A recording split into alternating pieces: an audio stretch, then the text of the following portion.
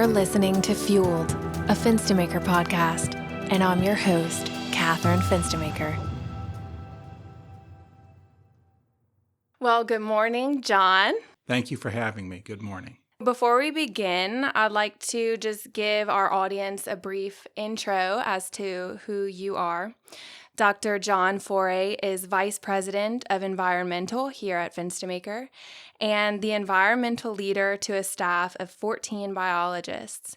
His duties include supervising all environmental staff activities as they relate to industry permitting activities of air, water, and wetland delineations, mitigation banking consultation, wetland habitat restoration consultation for emergent marsh, shoreline protection, and reef restoration, environmental assessments, biological assessments, project budgets and timelines, and project management.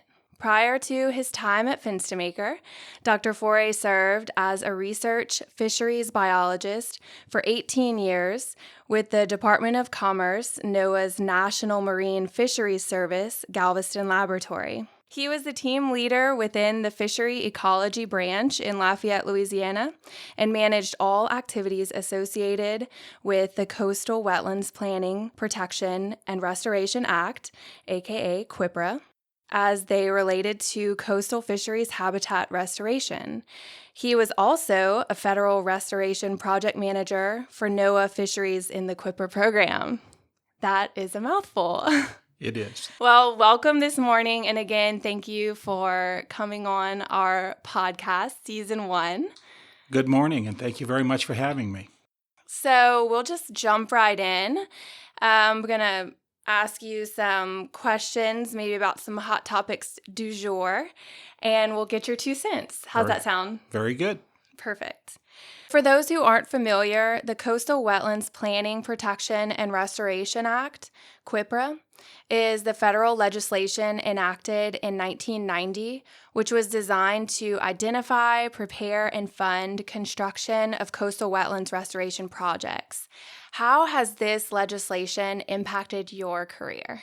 Wow, what a first question. So back up in time a little bit. At that point in my life, I was just entering into my graduate program for a doctorate in wetland ecology. And CWPPRA came online, had been in existence for about 4 or 5 years, but in those early days was going through a lot of growing pains of how to get a project identified and on the ground. And the NOAA Fisheries office here in Lafayette needed somebody who was from the area, familiar with the area, familiar with land owners and names and pronunciation.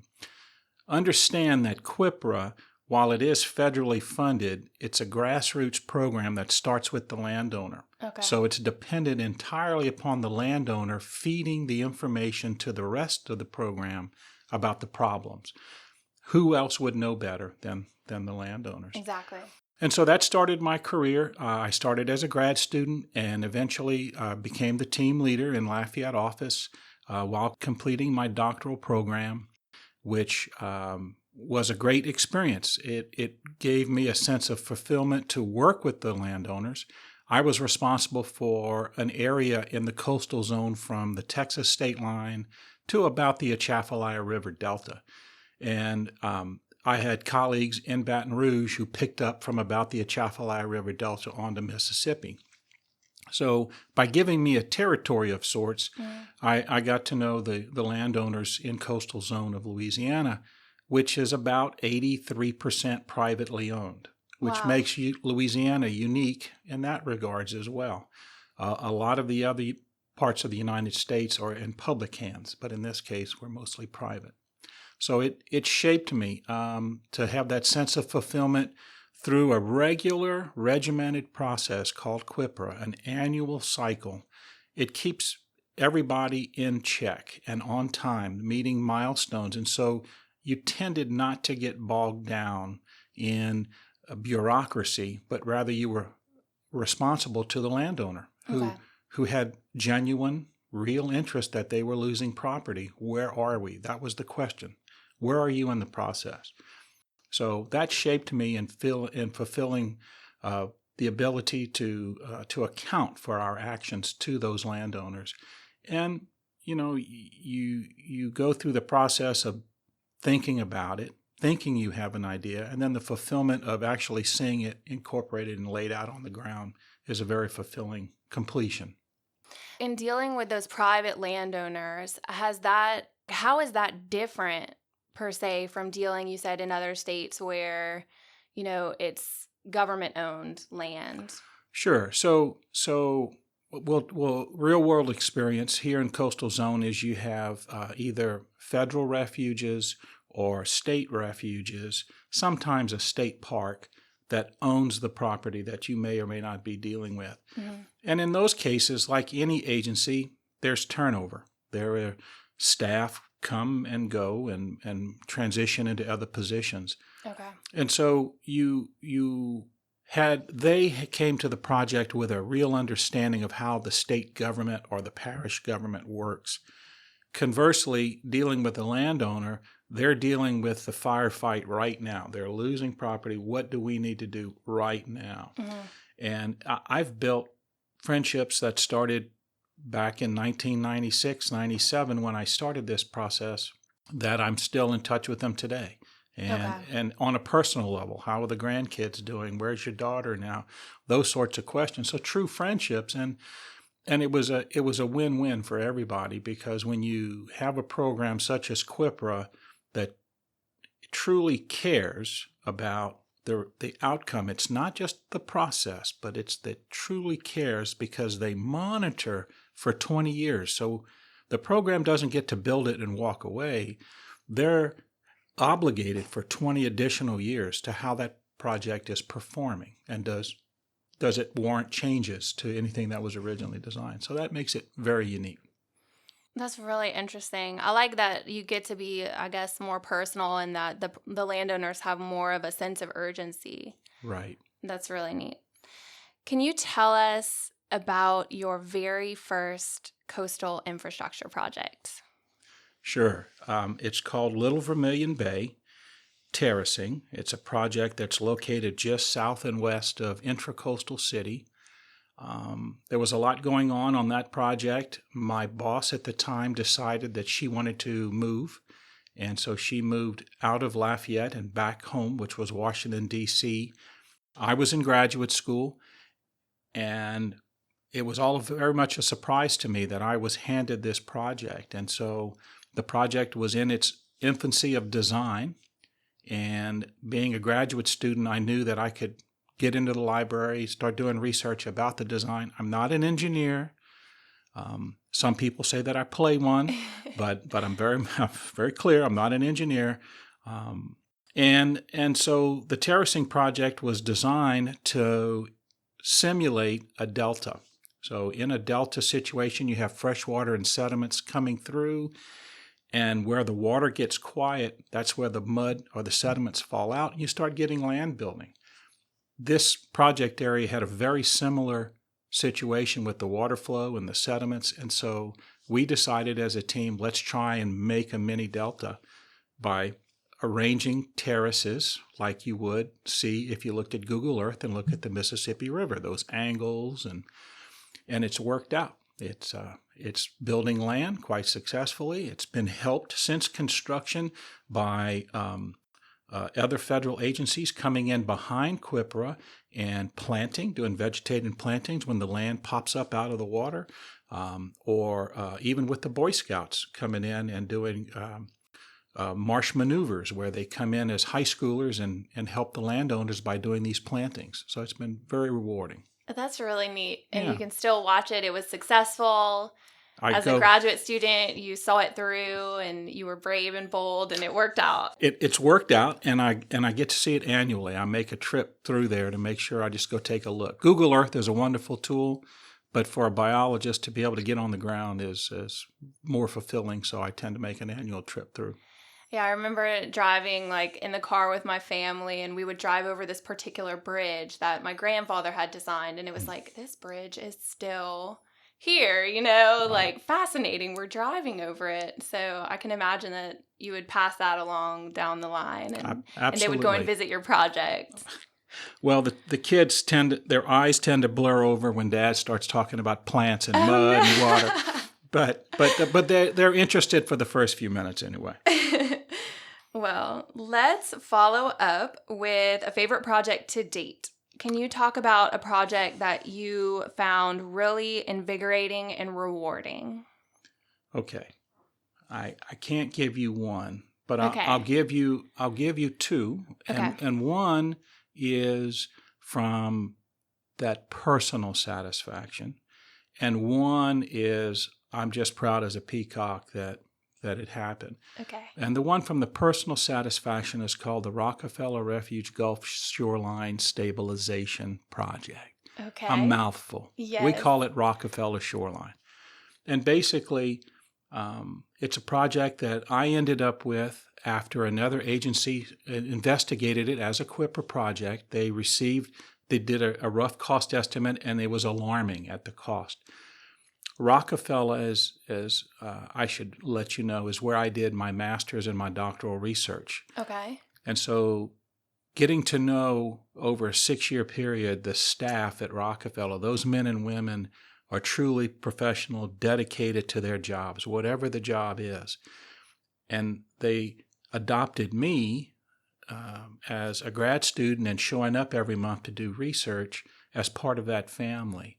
And so when this opportunity came across my desk that I had heard that an agency was going to give it up or going to another agency, we went after it as NOAA Fisheries to see if we could do. And their problem is that they're losing. When somebody hears about shoreline erosion, that's physically what was going on in Rockefeller. Okay. On an average year, they're losing 60 feet a year. But on bad tropical storms, not even a hurricane, but a tropical storm, it's been measured at over 200 feet of loss in that that's one significant. event. It is. And so it was a very long process to get it to construction. It's currently under construction. While I was with NOAA Fisheries, it took me 12 years of staying with the course. It's an important project. Let's do a demonstration to prove to the program that it's worth ideas can work, because it was a very challenging site in that the mud is very soft in that part of our Louisiana coast, highly erosive, and so you have to be very careful of what you place out there so that it'll stay. Okay. And as I said earlier, CWPPRA is into a project for 20 years, and so they didn't want to build something and have it settle out of sight and become ineffective or become a hazard. Okay. So you had to prove it. I had to prove it, and by gosh, we proved it. And as one of my final actions as a federal employee, I saw that project was voted to go to construction, and currently it's under construction. It's going great. It's not only stopping erosion, it's collecting sediment behind it, so it's building some of that shoreline back. And I'm very proud of that, because it was a way for me to give back to the group of people who gave me my practical side of my education. University of Louisiana at Lafayette, book smarts. I had phenomenal instruction, phenomenal committee members. Yeah. When to take it from the book and then to apply it, that's where the Rockefeller family came in and helped me. So I'm very satisfied with that. And then professionally satisfied is a project known as Queen Bess Island Restoration. Yes. It's a project that I've worked on or managed since coming to Fenstermaker. I'm most proud of it because, one, it's helping the Louisiana brown pelican, our state bird. Two, that we were given a very impossible deadline to bring a project from idea to bid. And what is the definition of an impossible timeline? Well, okay, so historically it should take you somewhere between 24 to 36 months. Okay. To go from a concept, something sketched out, literally sketched out. That seems like a long time. Well, but understand, you have to collect data at the site. Right. You have to analyze the data. You have to go in for design. Mm-hmm. That after the design is pretty well on its way, then you have to go to the regulatory side of the house and apply for permits to construct, which currently will take about 12 months. Okay, the time's getting shorter now. Yeah, right. Okay. And then comments come back from that, and then you might have to play with the design a little bit to answer questions. Okay. All the while you're watching the budget, right? Okay. Can we build what we said we we're going to build with the money available? Right. So yeah, 24 months. Okay. Would be a good case. In the case of Queen Bess, we went from pitching ideas to the stakeholders, which was both federal and state individuals, agencies, to bid and opening the bid in less than 11 months. Wow. Right. Wow, that is amazing. That is not skipping any steps. That's not getting quick on this, that, or the other, but it's having a smart and aggressive team that was able to do things in tandem rather than waiting for one thing and then the next. We were able to get things going in tandem, and it saved time as well as being smart. We went with a non-traditional method of construction, and that in itself saved probably 4 to 6 months worth of time just to go it that way. That's really neat. And you do have an awesome team. I don't know if you want to highlight your team members. Well, right out of the gate, the project was managed by Garvin Pittman. Phenomenal individual, strengths. You would never know that he is a chemical engineer by training because he brings that whole sense of the big picture to the project. Yeah. Keeping an eye on schedule and timeline. We had 2 phenomenal engineers that worked on it, 3 phenomenal engineers. Miss Amanda Phillips has been very attentive to detail and needs and oversight of what the state needed in order to get a successful project design. Bliss Bernard did a phenomenal job of providing both support, review, evaluation, feedback as needed. And then Mr. Dan Aucut with our geotechnical. He led that whole emphasis and worked with the other 2 engineers to develop this approach of how to construct the project. Yeah, so, you definitely have a great team. It's a phenomenal group. I want to move to some news.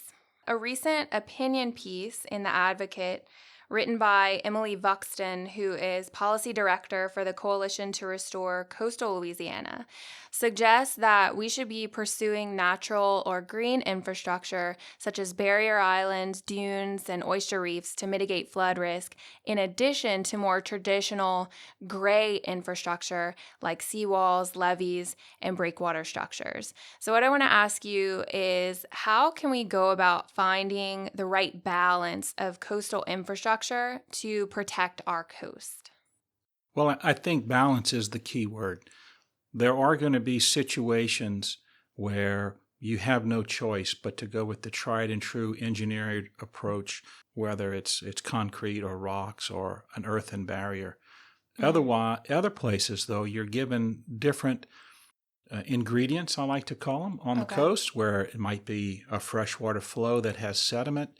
And so you can take an earthen terrace and design it and lay it out like a delta would, a river would naturally, and get the land building that way. And that literally took industry, which would normally be constructing oil and gas canals, by explaining what I was after.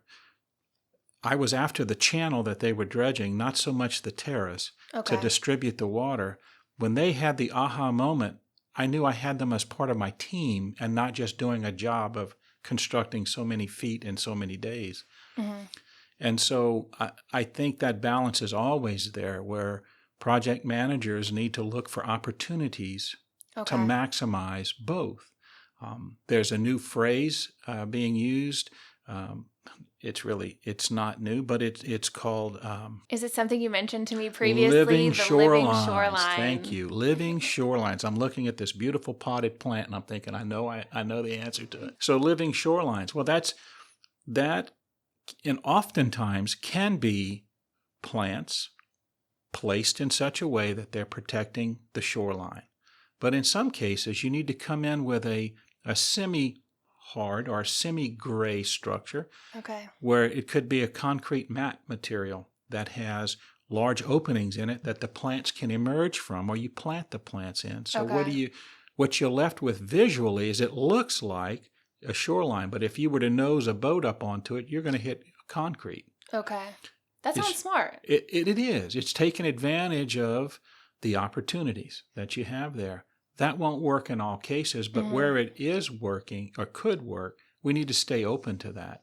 CWPPRA has a program, a sub-program within its large-scale projects called the Demonstration Program. Okay. And that's to give thinkers, inventors, an idea to get an idea from the paper to practical experience. It's tough. It's not an easy, I have an idea, you're funded kind of approach. They have to go through rigorous reviews of engineering and biological assessments.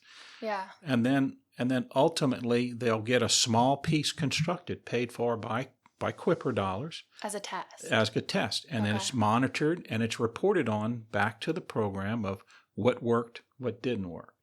That's really the scientific method in action. It is what it sounds like. It is. Although CWPPRA, being federally funded, has to be careful that we don't call it that. Okay. I mean, and they don't. But yes, but it's like hypothesis. I'm recounting, sixth grade science. It's like hypothesis, test, repeat. Analyze. That's exactly right. That's exactly right. And the one hang up, on demonstration is that it's not tested yet. So the engineering side of any restoration program wants to design something that works. That's their goal. Yeah. I get it.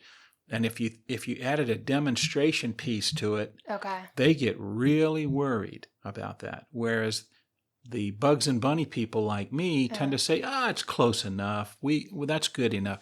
No. We need to know all these factors of safety and what does that entail. And so that's been the tug of war that I've had. But it's back to your question. This is the awakening of the education of the general public of, hey, we don't have to go with a wall or we don't have to go with a rock structure. We could reshape the coast or do this or redirect some water to help fortify what's there, because in the long run, it's less expensive than to try and go in and rebuild something is more expensive than to refurbish something that's in decline. That's a really great answer. Moving on. In 2017, the American Society of Civil Engineers put out our Louisiana Infrastructure Report Card, in which our coastal infrastructure received the grade of D+, which is not out of step with our other infrastructure components, unfortunately. Can you expound upon this as to why we're struggling to adequately protect our coast? Well, it goes back to how the coastal zone was formed here in Louisiana, and not to blur anybody's eyes over it, particularly in southeast Louisiana, we have sediments that we've built on as communities that have only been in place for about 10,000 years, and geologically it's not a really long time. Okay. So if an individual were to stand on I-10 at the Henderson exit and look east towards Mississippi, and I had a magic wand and could scrape the mud off, there would be a canyon there that the Mississippi River cut during the last ice age as the world's oceans were sucked up into ice sheets. The river still flowed, and it cut through the sand, the Pleistocene sand, and it just cut a ditch. And then as the earth began to warm again, things flooded, sediments were released. And so that valley, that ditch, is about 600 feet deep at its deepest. Okay, so it goes down as you're looking east, and then at about a line, even with Houma, is its deepest part. And then it starts to come back up, and it emerges back around the state line with Mississippi. Wow. So you have this valley. The geologists call it the alluvial valley, but it's a valley. So I've heard of alluvial soil. Is that of the same? Correct. It's Okay. recently deposited material that is going through a natural subsidence, and so it's sinking under its own weight. Is subsidence mean sinking? Sinking. Okay. And so what a river system normally would do is replenish that sediment that it might be subsiding or parts of it every year with this spring event. I'm talking to you today where it's spring flood right now in the Mississippi River. Okay.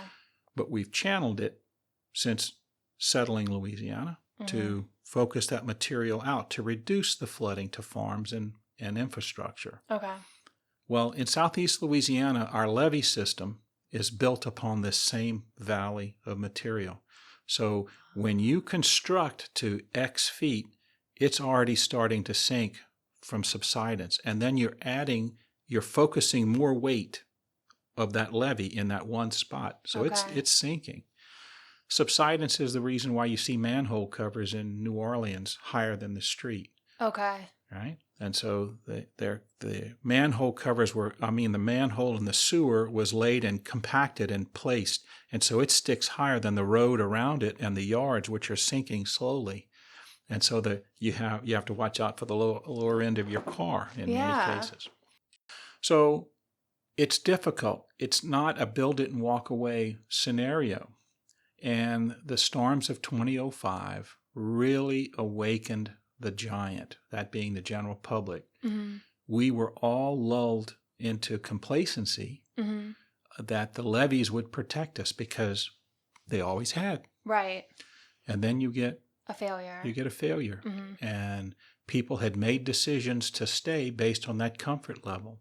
Right. And we ended up with a fantastically tragic humanitarian situation in New Orleans after Katrina crisis.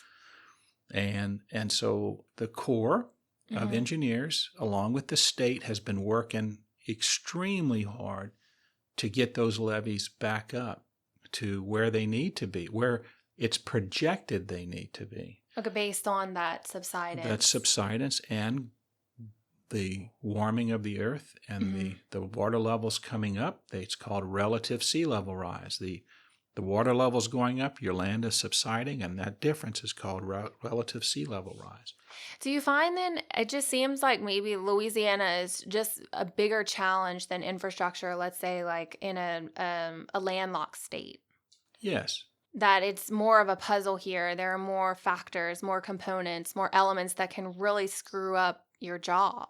There's more to deal with. Definitely more to deal with. So do you take that on as a challenge or? Well, sure. And as the science side of the house has become to understand a little bit better on more accurate projections of sea level rise or subsidence. And in the early days, I hate to admit it, but I was part of the early days in my career of subsidence and the understanding. People would measure subsidence rate and say, okay, that's it. Well, what we're realizing is it's very different across our landscape. Okay. And so you can't take a subsidence rate and use that number much further than where you can see as you stand there and look around. Okay. It's shifting. The differentiation of our soil types and the way that the coast formed, it's very different. Okay. So, but that's all improved. And so as that's improved, when you go to design a project, you bring that into the engineering formulas to say, okay, if we want a marsh, for instance, a marshland to be tidally influenced for most of a 20-year life, we need to build it to this elevation. It's going to be subsiding and doing compacting and doing all its things. But for the next 20 years, it'll function, that's very important, to the bugs and the bunnies as a marsh. Right. And so, yes, that's very much brought into the factor of how you design a wetland project. And so that D+ is really a reflection of like basically the Louisiana struggle with our alluvial plain and also probably a bit of budget. A bit of budget would be a good way to put it. Our dependency on one particular industry as a tax base is troubling. As we see the price of that commodity go up and down, so does our income as a state and our revenue. So it's a struggle, but I think that's a fair way to put it. The delta side of Louisiana, the deltaic plain, is struggling with all of that background information and problem. But, there has been neglect as it comes from lack of funding for things like bridges and water control structures and things of that nature. So I'm not surprised as we're compared to the rest of the country. Okay. So based on the Coastal Protection and Restoration Authority's CPRA's published annual plan since 2010, annual expenditures for these projects average at $732 million. How much do we need to be spending to curb what's happening to our coastline? And I guess overarchingly, is it possible to win the fight against our vanishing coastline? Well, that's a loaded question. So we brought the big questions for you. Yeah, well, thank you. So back in the late 90s and early 2000s, this pre-hurricane 2005, we were working with economists that helped us understand what was the value of what we're doing. As I explained a little bit ago, personally, I'm helping the bugs and the bunnies, and so I'm the cheerleader on the side saying, yes, this is a great thing. But the ripple effect, how does it help the local store owner or the school system or the hospital? Right. Just how does it relate to all? And so some extremely intelligent economists worked with us to help us understand. And they said, okay, honestly, back then, with the money coming in and the expenditures, you're probably looking at about 20% is what you're addressing of the loss. Wow. Right? It's a sliver. It's a sliver. That has improved for two reasons. One, we've gotten better at what we do. Okay. The learning curve has softened. Two, funding has increased to address the problem. So no longer are you doing small, and I don't use this loosely, but $10 million projects. You're looking at 30, 40, 60 billion dollar or $1 billion project. Mega projects to help the coastal zone. And then, as was shown to me recently, our background loss rate is declining a little bit. And what's a background loss rate? So what is the conversion of land to water? Okay. Again, back in the 90s and into the 2000s, we would use the phrase, and it's probably still being quoted in the paper, you're losing a football field every hour. Okay. Right. Yeah, I've heard that. Well, that's a lot. 24 hours a day. That's a lot of acres. Right. What imagery is showing us now is that has declined a little bit. Oh, and well, so that's good news. It could be, or it's a head scratcher. As somebody like me, I sit down and I think about this. Is that because the soft material is already gone, or that things are improving?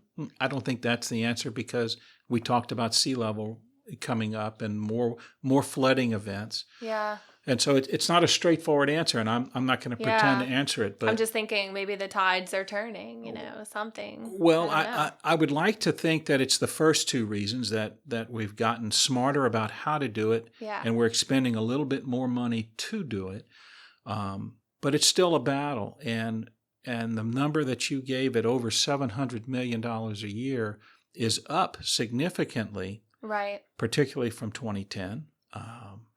Since before 2010 to now, and that's part of that answer. But how much do we need? More. The Army Corps of Engineers has to keep the Mississippi River flowing for commerce. Right. Okay. We talk about flooding New Orleans, all very important. Baton Rouge, very important. Absolutely. But it's commerce. As the Mississippi drains the United States, a tremendous amount of commerce is tied to that river. Farmers in the Midwest, oil and gas from down here. Right. It's all tied. At some point, and the Corps of Engineers has a fantastically large budget to manage the river. I worry that the public of the United States is going to say, I don't know if it's worth that anymore. Maybe maybe we're going to have a way, maybe it's the railroads, or maybe it's this other way to move our goods and services, and the river's not it. And if that happened, what is Louisiana going to do as the recipient of all that water, the final recipient before going to the Gulf, and the sediment? What's going to happen? So it seems like we're kind of far away from developing a more efficient mode of transport. I guess, I mean, you could probably talk about like autonomous trucking and different things like that. Sure. I mean, I don't know the numbers, but it would seem like, I mean, shipping down the Mississippi would be by far the most economical means of transport. Well, let me give you a parallel issue. There's this annual development in the Gulf of Mexico. It's called the dead zone. Okay. And it's tied directly to nitrogen concentrations in the water of the Mississippi River. Mm-hmm. As it hits the Gulf of Mexico, you have a massive increase in algae, and then you have a death of the algae as it dies. And so what it does is it robs that water column of oxygen. And so animals that are caught in that zone, as it literally looks like a slug moving through the Gulf of Mexico, it kills untold amounts. You can see it? Like in aerials, or? You take it by measuring. So, so scientists are out there on the ships, and they're taking water, oxygen levels. Right. Okay. And so every year it's published. Okay. Mm-hmm. Well, where does that nitrogen come from? The nitrogen comes from I'll give it 3. Mm-hmm. Cities and towns that aren't properly treating runoff and sewage effluent. Okay. You have agriculture. Okay. Which we're growing for the world. And so how do you grow more food? Is you put more nutrients down. And then you have this industry, this livestock. Okay. Where they have not come up to standards yet as far as getting rid of agricultural waste from chicken farms and pork and to a lesser extent beef. Kind of the environmental side of the food industry. Yeah. That's right. That's right. And so our response is you're killing the seafood down in the Gulf of Mexico that everybody wants to eat. Yeah. Now you have to implement more expensive measures to take care of that runoff, so it's not getting into the creeks and into the river and then into the Gulf. Okay. And they're very powerful opponents in the United States and in Congress and in the legislature to reduce that even more.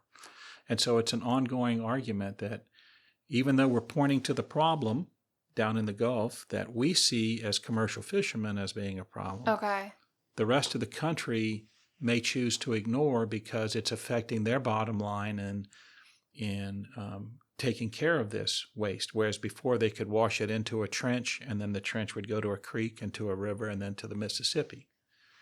That's interesting to think about it like that. I mean, I was thinking about vessels traveling, but not necessarily all of the runoff in the water and all of the states that it touches and kind of is all flowing down, and we're sort of, the end of the line here in Louisiana, stuck to kind of deal with everyone else's, I guess, waste and runoff. I mean, which is, exponentially challenging. That's correct.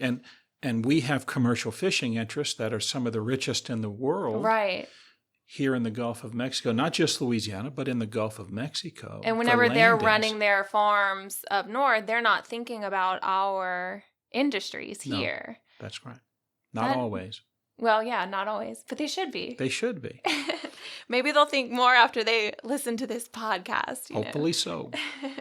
So, in your opinion, what are some of the most important projects that would have an impact on our coastal efforts? I think right now is we're probably at the point in the plan where we need to look up, review what we've done, and how to better improve it. Okay. As humans, we tend to get comfortable in understanding, and so we think we know, but Mother Nature is constantly changing around us. Yeah. Case in point is I'm familiar with Southwest Louisiana. It's where I did most of my research.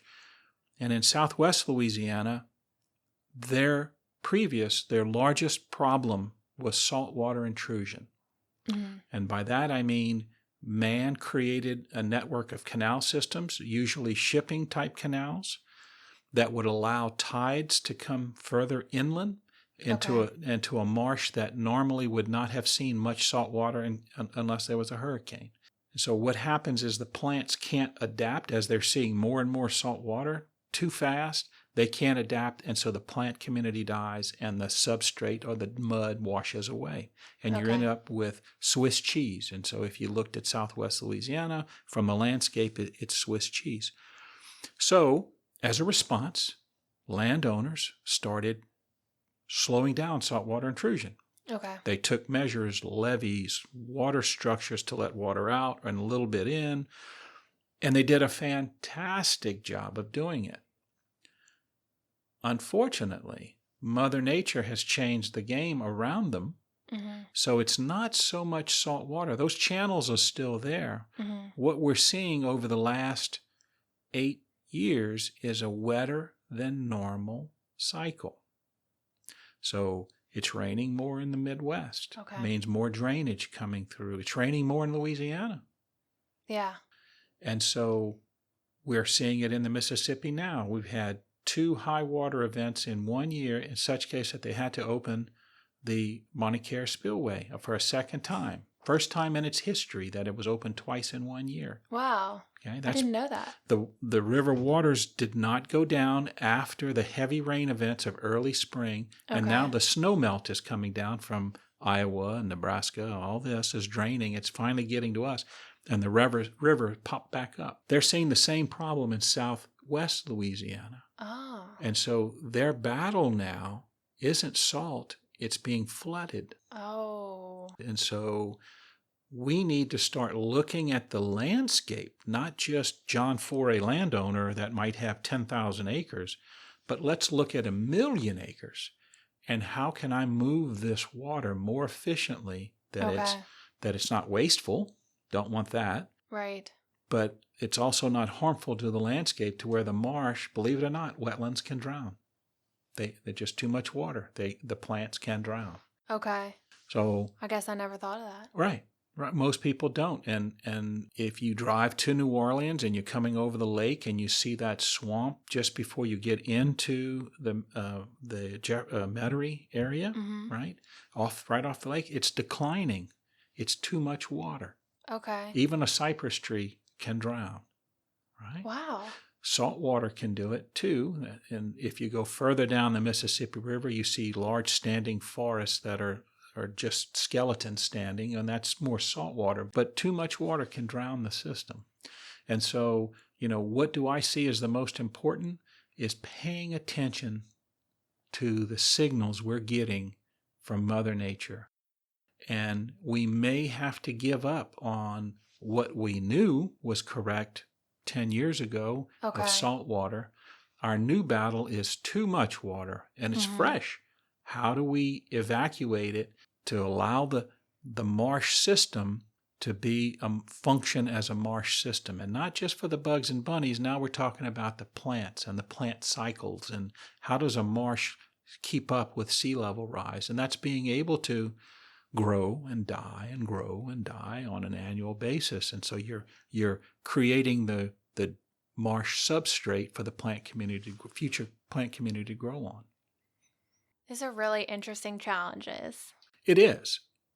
And I give full credit to my awakening to some very smart people with the state of Louisiana, biologists who have been monitoring the state on a coastal basis for the last 11 years. And we're finally collecting enough data over a long enough period to where you start to see trends repeat themselves. Patterns are starting to repeat themselves.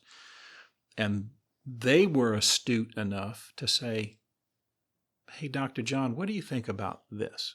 And not just Dr. John, Dr. Nyman, what do you think about this? Dr. Twilley, what do you think You'll about have this? a coastal community of scientists. Yes, across all the universities, there are Yeah. coastal scientists that are continually doing research with their graduate students, and then you have the appliers like me that are saying, okay, I'm taking this and I'm going to give it a shot and try and apply it or Yeah. modify it, because in a perfect experiment you don't account for some things, and so we need to account for. And so it's a real awakening, and now I take it to my task is to educate the owners, so to make Right. sure that the landowners and those that manage that landscape Can prepare. themselves.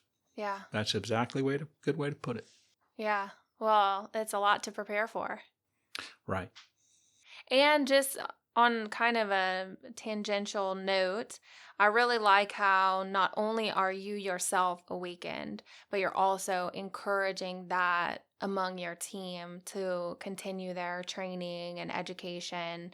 And, we have Coy, who recently earned his master's. That's And, right. with your backing and support and encouragement, we have this next gen coming up, and it's going to continue on all of these efforts in these sort of ecologically, economically friendly ways. And I admire that about you and your personality and your approach to leading your team. I think it's really great. Thank you. Thank you. I'm from a large family here in Lafayette, and I was born towards the tail end of that family, and I often didn't say much. Believe it or not, I often didn't talk much. I observed, and my parents raised us to know that there was no such thing as a dumb question. Mm-hmm. So always question. And now they call it thought. You think about things. Oh, that's true. I do spend a probably exhaustive amount of time just observing and asking questions. Mm-hmm. And as the father of 5, I know that I'm familiar from 17 to 37-year time frame of children, of their needs and wanting to know things quickly, guarantee me an answer right now. Yeah. And it's just not so straightforward, particularly with science. Right. And as I touched on, that ability to think about it and to come about it from a different approach outside the box, I think is a good thing for all of us. Yeah. We'll all learn. Yeah, definitely. So as our closing question, you've made it to the grand finale.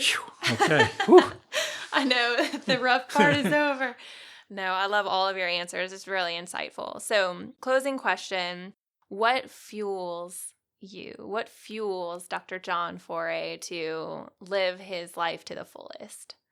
Wow. So you haven't asked me about my history too much. I am an engineering flunky. Okay. I was always had a strong mathematics aptitude, and I believe it's because I like geometry. In fact, most listeners probably don't know that I was a land surveyor in a previous life. Okay. Yeah. Worked for a little company in Lafayette. But I always enjoyed the puzzle of doing surveys, measuring distances and angle, how we're going to close this survey. Will it be accurate? That sort of thing. And I get the same sense of looking at our coastal landscape as it's a puzzle. And I don't have all the answers. I don't have many correct answers. Every now and then you land on what seems to be the right answer. And that's what fuels me, is always questioning, trying to come up with a solution, and helping folks. That's what keeps me going. I love that. Well, the perfect ending to our podcast. And again, I so appreciate your time and willingness to participate. Thank you very much for this opportunity, Catherine. All right. Bye, y'all.